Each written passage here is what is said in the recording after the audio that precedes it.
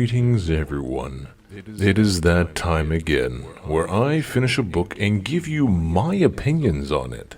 Today we have the third book in the Starshatter universe, Treads of Vengeance. If you've missed my mini rants on the first two, then links will be provided down below. And if you enjoy hearing someone narrate stories ranging from sci-fi and fantasy to comedy and horror, then please consider subscribing as I try to sate the numerous appetites of the ever-agitated populace that is in desperate need of distractions. So, the Treads of Vengeance.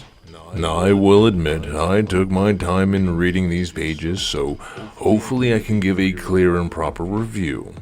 I will be dissecting the book into three parts. The opening scene, as I really enjoyed that part. It really painted a very vivid picture. Then there's the preparing the board, and lastly, players in action. I chose these little titles for a very specific reason, one that you're about to find out now. The first opening scene. The scene takes place in a temple, a place of worship and blood, of flesh and death, and it is here we begin. We see how a head priestess reacts when her influence with her god, the Holy Darkness, holds back its boons it has normally granted its servant, and the desperation in her demeanor to this horror. Calling forth a sacrifice for the deity, a sophisticated system begins to churn to produce said unfortunate soul. It is here we will see how the Jaren, as they are called, a species of hunters and flesh-eaters, operate. A warden of sorts to the holding cells and pits moves the poor soul from its cramped quarters of the prison attached to said temple and into a foyer where the priestess's servants are able to escort the sacrifice to its demise. In the sacrificing of the being to the dark deity, the priestess would then consume the flesh of the deceased in a kind of sick ritual. And the younger the victim, the better it is for the substance provided to the holy darkness's hunger, and the flavor of flesh is more pleasing to her, the head priestess's, sensibilities. Again, flesh-eaters. In this case, the young childlike being to be given as an offering is a Terran bunny. And that creature displays the heart of a true Terran, defiant in the face of death. Now, I'm not going to give away any plot hooks and things of that sort, so this is where I'm gonna just stop. I just wanted you to see a new face in this grand game as we move into the part where many players begin staging their pawns and such. Then, speaking of games, this book here is basically about a game. A deadly game. A game of wits, guile, and tactical supremacy. Our players in this game are of course the same two from the last book. On one hand, we have Captain Anitzia of the Starshatter, and on the other we have Lord Ozuma, Captain of the Empress Throne. Except, this time they're not simply building up their personal ships, and crews, and reputations, but are instead taking it to the next level. In this telling, we get to see how the two men think in a tactical manner, that is, and as they choose the board to play on, and gather the forces necessary to properly fill the thing. The first half of the whole is the gathering of the necessary bodies to sacrifice to the grinding wheel, the tools needed for the grinding, and so forth. We witness how the morale officer, Dozen Ray, visits a planet by the name of Apple Crate and begins the acquisition of bodies and weapons. Here we get to learn some of the stories of the many souls that were so brutally affected by the Jern, or pirates, or any other force that despises humanity or its clients, and the contributions they are willing to give for the morale officer's noble cause. Some of the individuals, such as the gun girl, a young female human that lost her sight, and as well as most of those nearest to her in a Jaren raid, is, as of this moment, an arms dealer who wares are mostly that of refurbished weapons. And then there's Hans, an elderly fellow who is hard on the outside and hard on the inside too, of course with the exception of the core. Old Hans is a warrior of the days long past, when humanity was still killing itself on its own dirtball of a planet, Earth. Now he runs what can be best described as an ROTC that is mixed between Earthrealm SAS and 40K Space Marine Initiate Physical Fitness Training, add a dash of Firefly Browncoat ruggedness and a pinch of Star Wars Alliance weapons training, and about a metric ton of German stubbornness to a house of orphans. Elsewhere in the galaxy, we take a trip with the two crew members that are diametrically opposed to one another and would love to see the demise of the other due to their differing life ethos. We, of course, are talking about the ISEC officer Boris and the space biker Mac. With these two lovebirds, we are treated to more of their witty banter, as one tries to up the other, and we bear witness to one of them learning the nuances of criminal living and glean the mindset of those who dwell in the shadowy places.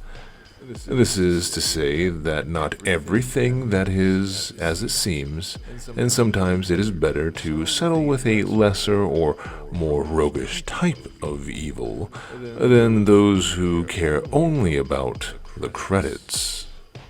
And of course we have the captain himself, making the necessary moves to outwit, outplay, or in some cases, outcook his way into the hearts and minds of those he will need to convince to join his team of do-gooders, fixers, avengers, and good old-fashioned warriors in their bid to rid Fringe Space of a very real threat to not only the colonies and the Minarchy, but to the Star Alliance as a whole. Now, it's not to say that the other members aren't doing their parts in this gathering phase, nor is the captain's rival sitting on his hands.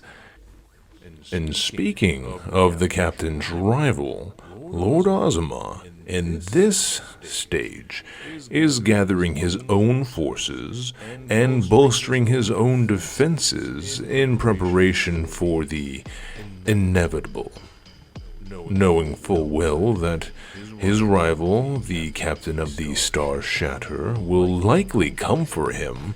He builds a substantial defensive force on a backwater planet of ice and snow, in creating a coalition of forces between himself, the Jaren, and a pirate clan. Now the forces, well, these three forces coming together, really do make a substantial threat to the rest of, well, Fringe Space. as the location that they have chosen is quite the staging point for further operations that could see the end of many colonies, as well as the enlarging of many Ajaran bellies and slaves for the pirates.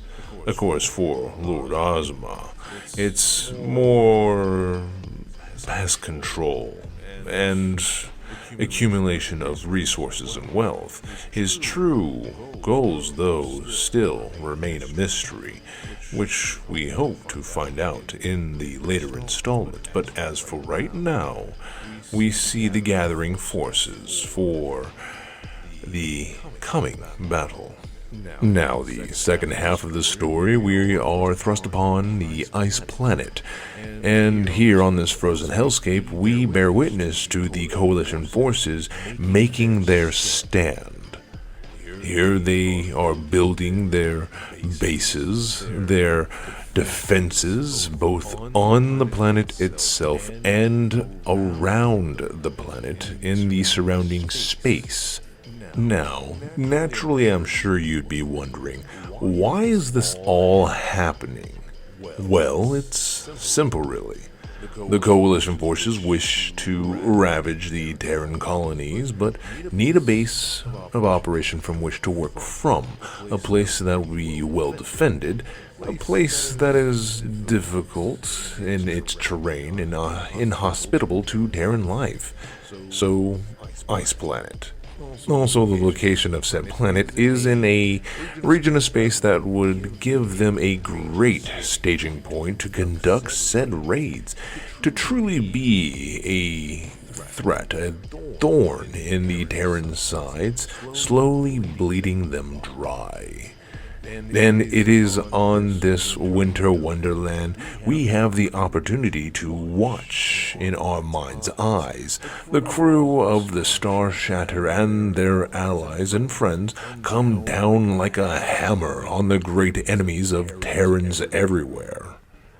I could describe in great detail how Lily snuck into a Jaren base and laid waste to the Munchers, or how the Star Marines annihilated the orbital bases surrounding said planet, and I would love to mention how the duel between Captain Anitzia and Lord Ozma played out as they finally meet face to face, as it was a harrowing battle of wit and blade, but I won't. Instead, I'm just going to leave you all with this proverbial blue ball, because 1, I think it's hilarious, and 2, I really don't want to give up anything. This, to be honest, was a very good read.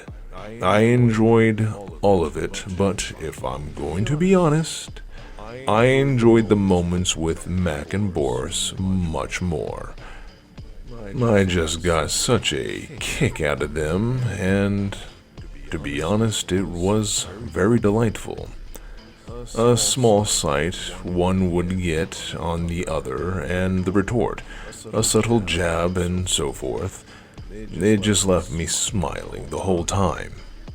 So, as if I need to conclude with what I think, I suppose I should. So, here it is. Get it, read it, and you won't regret it. There you go. It was a fantastic read. I know this seems a bit irregular, how one would post their review on a thing, leaving so much out, but it's because there's so much good in it. I just can't. I just cannot let too much slip. I hope this will help move you towards checking it out. You will likely want to read the first 2 as context matters. And with that, I will see you all another time. Curic, benedictitium, acquidavale.